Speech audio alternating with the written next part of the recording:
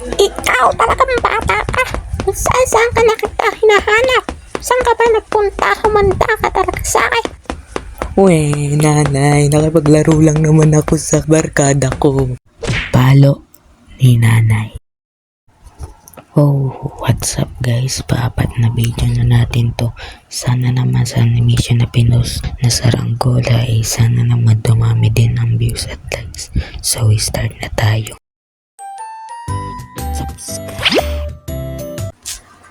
Noon kasi, nung bata ako, kung saan ako padpad sa story na puntahan ako ni nanay sabay. Uy, Kayan, tara, gala. Sige, paalam ka muna sa nanay mo. At ayun na nga ang ginawa ko.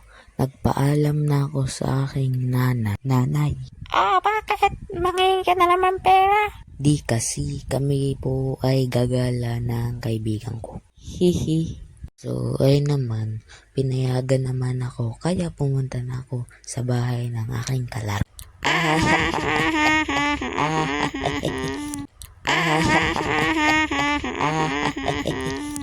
Lo, anong tao yun? Pagkatapos naming maglaro ay sa kanila na din ako kumain. Ang alat naman ng manok nyo. Sa katakawang kong yun, di ko alam, hinahanap na pala ako. Asa na kaya yung batang yun? Manda talaga yun sa akin pag nahuli-huli ko yun.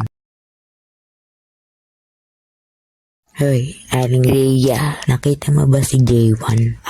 Oo, nakita ko kanina kasama ni na Giselle sa kanilang bahay. O sige, salamat. Ikaw bata ka, saan kita hinahanap? Nandiyan ka lang pala sa kalaro mo, nakikikain. Ang kapal talaga ng mukha mo. Ikaw bata ka, sabi ko sumalapit ka lang gagala. Bakit ang layo ng pinunta mo? Lumapit ka dito, lumapit ka. Wala na akong masyadong naaalala nun. Ang naaalala ko lang noon ay tumakbo ko nung napakabilis. Hay, bumalik ka rito. At doon na nagsimula ang gera. Ikaw talagang bata ka. Saan ka na kita hinahanap? Saan ka ba nagpunta? Humanda ka talaga sa akin. Uwe, nanay, nakipaglaro lang naman ako sa barkada ko. Pangalawang kwento. Nangyari ito nung 2:30 ng hapon. Hello, anong ginagawa mo? Malamang nagse-cellphone, tsaka anong pakialam mo? Sino ka ba? Ang sungit naman ng ubani na to. Hoy, J1, pumarito ka na, maghuhugas ka ng plato. Diba naman niya, nasungitan na nga paghuhugasin pa ng plato. At ayun na nga, pinapunta na ako sa bahay at paghuhugasin ng plato. J1, maghugas ka na ng plato, parito. Magtigil. Basta di ako dyan pupunta para maghugas ng plato. Sa di inaasahang pangyayari ay lumabas si nanay at may dalang hangir. As in hangir. Magtigil pala ha. Pwes ito ang matatama mo. Hangir. Hangir. Oo, hangir. Hangir talagang ihampas ko sa mukha mo. Sa pagkakatanda ko, napatulala ang kapinsang kong babae.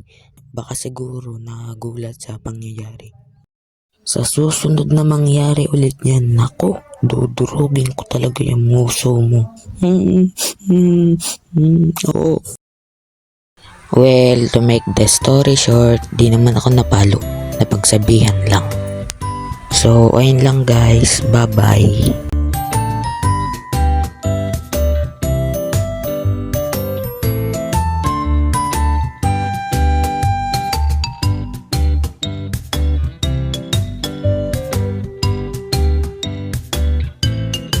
At oo nga pala, huwag kalimutang mag-like, share, at subscribe.